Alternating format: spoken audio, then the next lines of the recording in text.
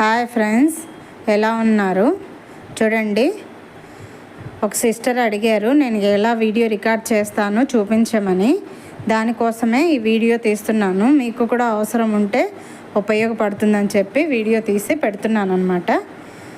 చూడండి, నేనైతే ఈ స్టాండ్తో వీడియో రికార్డ్ చేస్తాను అన్నమాట. చూడండి, ఇక్కడ చూడండి, ఇలా ఓపెన్ చేసుకోవాలి. ఈ టైట్ చేసుకోవడానికి కూడా ఇదే ఉపయోగపడుతుంది అన్నమాట.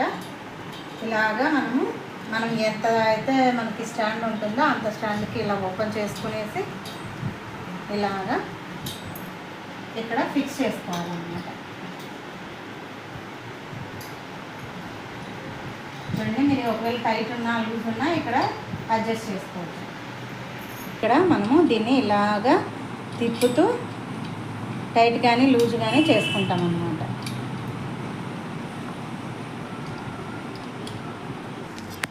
చూడండి, ఇక్కడ ఇలాగ మనము ఫిక్స్ చేసుకున్న తర్వాత స్టాండ్ ఇలా ఉంటుందన్నమాట.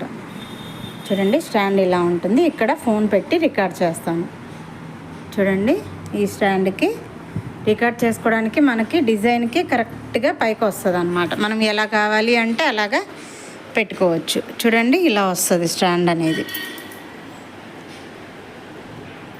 ఇలాగా స్టాండ్ అనేది వస్తుందన్నమాట.